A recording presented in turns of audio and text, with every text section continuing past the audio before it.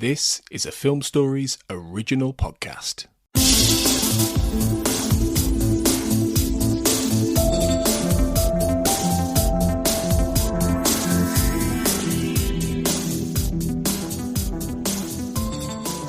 Hello everyone and welcome back to the X-Cast. The truth is in here.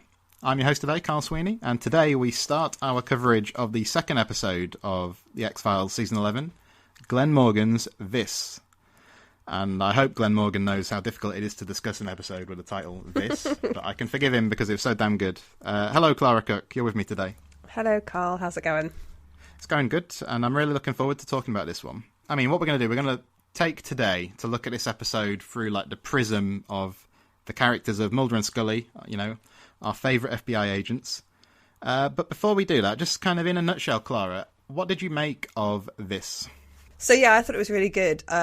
I thought it rivaled some of the episodes from the old series. I mean, obviously there's parallels with other episodes that Glenn Morgan has written, and also I love the interaction between Mulder and Scully, and it's got a sort of a semi-basis in real life as well, so the storyline, so that was quite exciting, and it's just a real caper, you know. It's an exciting episode where they're out of the office and they're actually investigating a real mystery. Yeah, I was really into this one. I enjoyed it immensely. I think it's like probably the strongest episode of the X-Files we've had in a long time, really. Maybe going back as far as season 8, I don't know, but yeah, I just felt it worked tremendously well. I'm really looking forward to talking about it. So, I mean, let's start right at the beginning, you know, because it opens up at this house.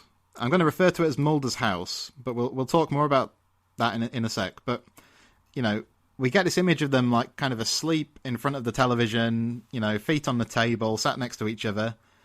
I mean, what did you think about that as like a way to pick up from? Because, I mean, in the past we had... there's a kind of breakup going into season 10 that's kind of addressed to an extent. But then by the time you get to like the end of Babylon, for example, they're kind of walking hand in hand, and it feels like they're much warmer. So what did you make of that then, to kick the episode off? I actually thought it was really nice. I thought it was very nostalgic. So the way that the camera moves in and scans like the actual X-Files, like you know, the folders and the files lying about, the sunflower seeds, and Mulder and Scully asleep on the couch, which is, you know, we've seen them both on the couch in Mulder's apartment in an earlier series, seasons, and, you know, the alien head, which I thought was quite fun. And then the sort of muted television, you know, I could see that they would both fall asleep watching television. And actually, it's kind of normal. Like, what American family hasn't fallen asleep watching the television at some point, you know? So, and then it leads very nicely into this like paranoia about home invasion, you know, which is, I think, really tapping into the American fear of having your home, somebody armed bursting into your home, which is not actually impossible if, you know, in certain neighborhoods, if the police are nearby. So I thought that was really effective. I also think it's kind of effective having them asleep together in Mulder's house. I can see that Mulder and Scully are never going to be out of each other's lives. The only way they would be out of each other's lives is if one of them died. So even if they're arguing or they don't live together anymore, or Scully wants her space, because let's be honest, Mulder would be a difficult person to live with. You know, he would look how messy his house is. And also, he's just an obsessive personality, isn't he? I still think that they're always going to be together some way. You know, so I just because of the rapport and the sort of spark between the two characters in this episode, I think they are somehow romantically involved. I just felt that, but I don't necessarily feel that they have to live together as a couple. I'm not one of these people who's a shipper who really wants to see that. I always thought they were an unconventional couple, and I think some of the most romantic scenes between the two of them are when they're sharing like a sofa and just hanging out with each other. Yeah, well, this episode is kind of more overt, isn't it, with like, you know, sexual innuendo and so on than we're kind of used to from them. But even so, there's still this kind of ambiguity about like their living arrangements and so on. So yeah, I think the Facebook status would definitely be it's complicated, wouldn't it? Yeah, but it has been from the start. It's always going to be complicated with the two of them. It really is. So what do you think then about, you know, because obviously, you know, like I say, the home gets invaded and there's this action sequence, and there's lots of action throughout the whole episode, actually. So there's this kind of trend that's been coming for a few episodes now where they're kind of being repositioned as kind of action stars, and it's probably since My Struggle 2 has Mulder fighting a bit like Jason Bourne, doesn't it, in his house? And then there's this car chase in the next episode, and then, loads of stuff in this one. So how convincing do you think that is? I actually think it's very convincing. I think after years of Scully's home being invaded, and after years of Mulder being spied on, and finding surveillance bugs stuck in his home and stuff, I think they would both be paranoid, and I think they would both probably have learned some sort of martial arts or self-defense moves. And remember also they left the FBI in season 9, and they were on the run then. So it's entirely possible that they've wised up to the forces that would try to kill them or try to ruin their lives.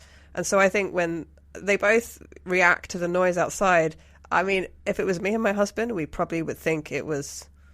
I mean, we live in a flat, so this isn't going to be an issue. But if we did live in a house like that, I would probably think it's like a skunk or something. Or, do you know what I mean? I'd be like, oh, there's just something on the porch. But both of them immediately look at each other like, it's assassins, And then Mulder's like, go, and then they've got this plan. He pushes the sofa, and it's like she's like throws down the table. It's like they're looking around them for what they can use to fight off these assassins. I actually think it makes quite a lot of sense, and it injects some energy into the series as well, which is the viewer loves, really, don't they? I mean, viewers like to feel kind of excited about the series and about the characters. Yeah, that's true. I think I have seen some disquiet about this development, though, and I'm fairly relaxed on it for a couple of reasons. I mean, Scully's always been good at hand-to-hand combat. I think about an episode like Leonard Betts, where she fights him off, very effectively. I think something that has changed is like the kind of aesthetic of the series, So the way the series is shot and edited is more amped up in these last few episodes than we're used to. So, I mean, we've seen Mulder's kind of hotshot driving before in an episode like Tempest Fugit or in Drive, for example, but we never quite saw a car chase with all these kind of quick shots of speedometers and pedals going to the floor and so on. So I think some of it is to do with the fact of the aesthetic look of the series. I thought it was pretty well handled in this episode, I have to say. I wouldn't necessarily want them to be in big action set pieces every single week, but so far I'm okay with it, I think.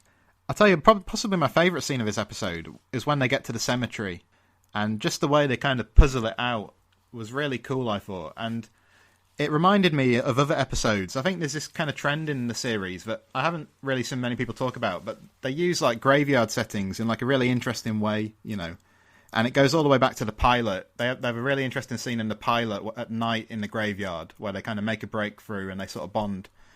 And, there are episodes like Hollywood AD or Apocrypha where, cemeteries are these weird places where you make these like unlikely connections and, you make these leaps of intuition or you form a bond or whatever. But as regards this one, I mean, Mulder and Scully meet the were-monsters, another example where Mulder works out his like midlife crisis in the graveyard. This one I thought was a true highlight of the episode. I really enjoyed, their back and forth and the way they kind of work through the clues and so on. What did you make of it? Yeah, no, I agree with you. I also think because it was nice, it was flirtatious. It was also they were working out a mystery, so it's fun for the viewer because it's like a puzzle and they're solving the puzzle and they're investigators, so that's really what they should be doing at least some of the time. But also, I liked it because it was slow.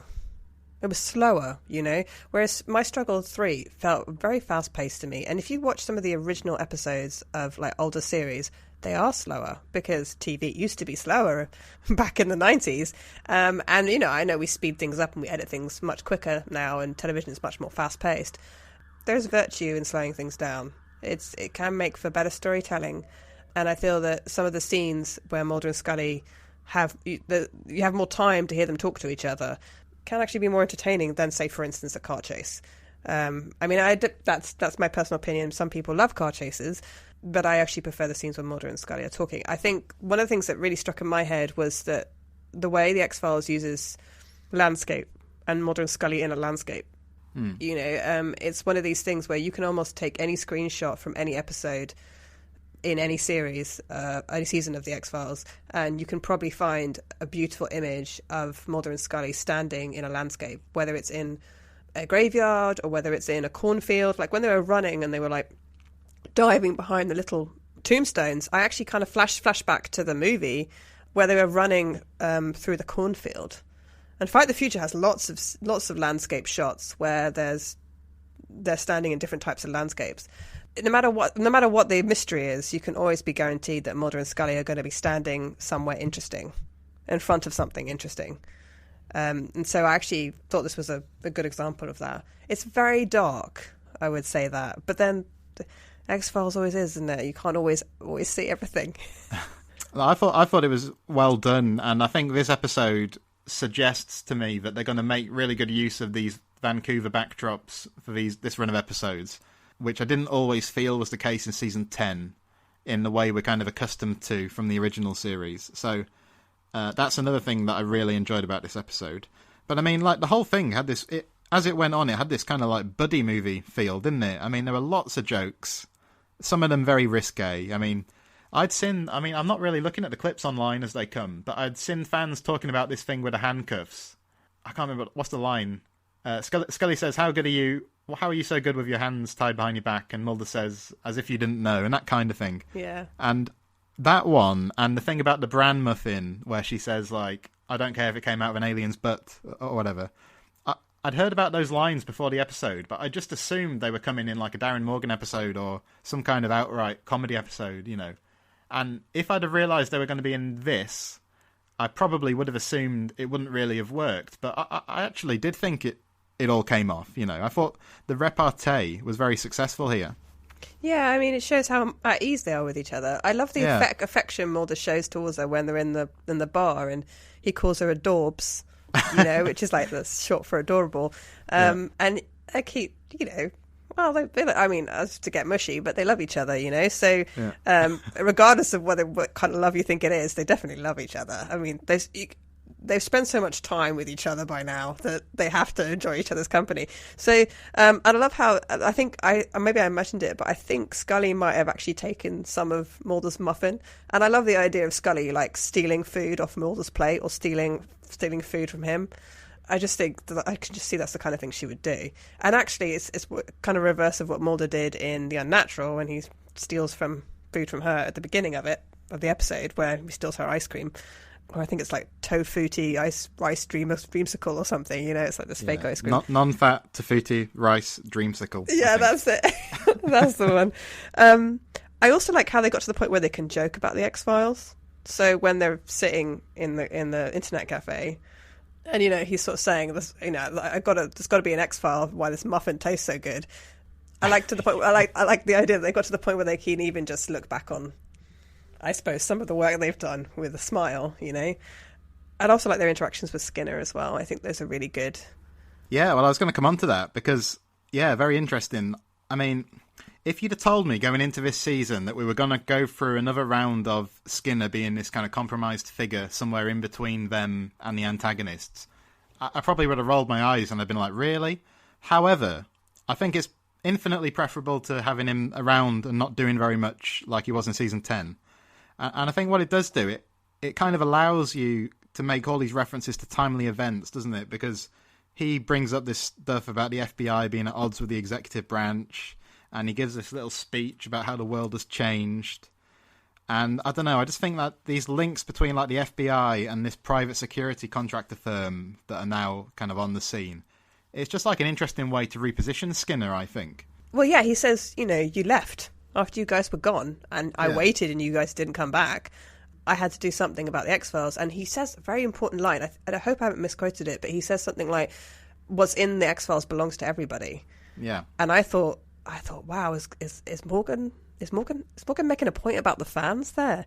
You know, and if he's not, I mean, it's very meta. If he's not, then, or even if he is, I mean, it's interesting that Skinner should say that. So the X-Files aren't just about Mulder and Scully anymore. The X-Files are about everybody, but they're also about Skinner now. Skinner's whole life has been, more professional life, has been dedicated to working on these X-Files as much as Mulder and Scully. And so there seemed to be like a little bit of betrayal there, you know. So he basically privatized a lot of Mulder's work, didn't he?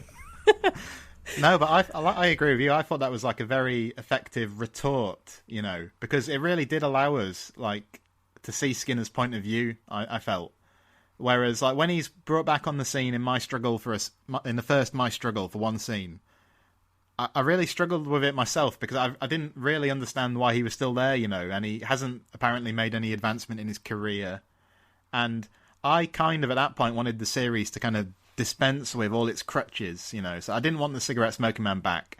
I thought if you're going to bring Skinner back, at least have something interesting for him to do. If you don't, there's no point having him just turn up for 2 minutes here or there, and I was very like ambivalent about the way they reassigned Mulder and Scully to the X-Files. So even though I had some reservations about the fact that maybe they're going back to the same well too many times with Skinner, I'm actually on board with it after this because I felt it was done in a way that points forward in a good sense. It allows contemporary references and discussions. So I think if that's the case, then I'm all for it. Yeah, and I think that in My Struggle 3, my friend that I was watching it with disagreed with me, but I thought that Mulder was initially like too antagonistic towards Skinner right at the beginning.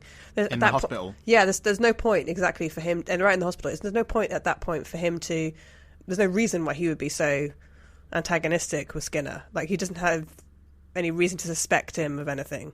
And what I felt there was that after watching this, the idea was that, for me, was that there's tension between the two men because Mulder left. He left suddenly. And with the exception of I Want to Believe, they haven't seen each other in a while. Mulder basically left. This is like Scully had to deal with the fallout of Mulder leaving the X-Files. So I wondered maybe if that's why there was tension between the two of them. But my friend said it's because Mulder's worried about Scully and that's why he's acting irritable. It reminded me a little of when Mulder goes to the hospital in one breath, and he's like this raging firebrand figure, It was reminiscent of that a little bit. So I think that Skinner was just kind of his outlet for that at that time, At least that's how I sort of I think Skinner took it that way as well. I think the weird thing about this thing with the cigarette smoking man's reveal is at the minute, obviously Scully has no idea about it, so it's kind of just... I took it as kind of a gambit for him to get the upper hand in the conversation with Skinner, But we need to see how it's followed up on. But I liked the way that in that scene with Mulder, Scully and Skinner in this episode, I thought the way it was framed was interesting, where Scully kind of advances towards Skinner, So even though they didn't directly reference the events of My Struggle 3, I thought that kind of her proximity to him kind of brought it back to my mind anyway, Yeah, I think there were some elements, obviously, that came back to this episode, but no follow-up yet on Scully's, the parentage of William, of course. Also, no reference to her seizures either, which struck me as kind of strange. Like, she's just been in hospital, been in a car accident and had seizures. But then, you know what? That's the X-Files. And in fact, actually, that's a lot of TV shows, isn't it, really? Something bad happens, someone's in hospital, and then the next week it's like it never happened. So I can kind of forgive them there. Yeah, and there was a reference at least to it been a couple of weeks since they spoke to Skinner. So if that was since the end of My Struggle 3, then at least we know there's been a 2-week gap, I suppose. It still seemed like she healed pretty quickly, but there we go. All right, so, and the last thing I wanted to mention was that there was a reference in this episode. It's in that scene we were just talking about, actually. Scully refers to our home to Skinner, about her and Mulder. So just after the teaser, she talks about Agent Mulder's residence when she's on the phone to the FBI. But then afterwards, it's our home. So there's this ambiguity about, does she live there? Does she kind of come and go? What exactly is going on? I mean, the way I perceived it was that she basically lives there, but that for the purposes of the FBI, she lives somewhere else, I suppose. That's how I took it. Yeah. Or she lives there, but it's not officially known as her residence. I guess as like as in like the FBI know it as Mulder's residence, and they know his address. So rather than explaining the whole thing over the phone, she's just gonna say Agent Mulder's residence. I don't see why at the end of the day she would go back to his house after this if she wasn't living there. Why they wouldn't go. And at one point he says something like, "We need a trip to IKEA." Exactly. So they're going to go to IKEA together. Do you know? Why would he involve her in choosing furniture for his house if she wasn't living there? So I think the whole thing's kind of cute. I mean, I don't have a problem with it, and I also don't necessarily have a problem with the fact that it's not more overt, because that just seems like very them. Like they're private people. They have this very strange relationship. It's like one episode Chimera, I think it was, where Mulder says, this woman asks him, do you have a significant other? And he says, not in the traditional accepted view of that word or whatever. So he does have a significant other, but she's just not a typical significant other. So yeah, I actually think the whole thing works really well.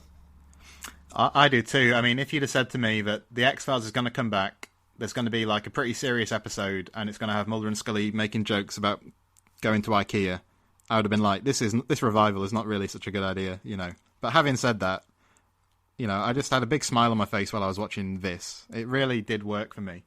I have seen some reactions, fans not really liking the humour, and actually Glenn Morgan sort of said in an interview that he didn't always intend that to be the case, but, you get to set, and the actors want to improvise, and then they come up with something good, and you want to leave it in, So I thought it was actually a testament to the episode that all that worked, in quite a serious story, I think that the only last two things I would say is that, the improvisation between David Duchovny and Gillian Anderson. I've read accounts of how they've improvised things before in previous seasons, and then they've had to cut those bits out because they're too intimate. Like David Duchovny's kissed Gillian Anderson or something, and they've had to cut it out because it was too intimate. But I think the actors get carried away in the characters they're playing, and they're affectionate, so they sometimes maybe act a little bit more affectionate than perhaps maybe the script calls for.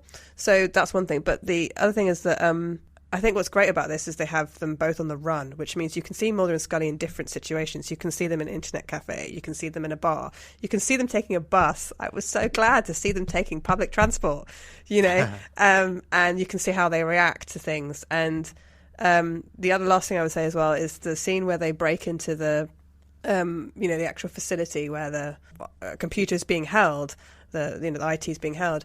That scene where she pretends that he's a criminal, and where he's got this sort of look on his face. I don't know what David Duchovny did, but he sort of relaxed his facial muscles so he looks kind of cocky, a little bit kind of rough, kind of dangerous, like he's a criminal. And how they just played that Scully gets more tough. Do you know what I mean? And just to make that really gullible FBI agent, the stupidest FBI agent in the world, let them in. That is just a classic. I thought that was great. I thought it was a fantastic scene. And how the agent comes on to her and Mulder just looks sickened, like what's he doing, So I thought that was really good. Yeah, and it allowed Mulder to wheel out his Hannibal Lecter impression, of course, which we last saw in The Truth many years ago, but it worked much better here, I thought. So, that's Mulder and Scully then. So we'll wrap up there for today. We're going to continue talking about this tomorrow, and then we're going to be thinking about Langley and The Simulation and Erica Price. But in the meantime, Clara, you'll be back with me tomorrow, but in the meantime, listeners, you can go to Twitter and find us at the X_cast, or you can take a look at Facebook and check out the X-Files Basement, the Xcast podcast fan group. We'll see you tomorrow, but until next time, trust no one.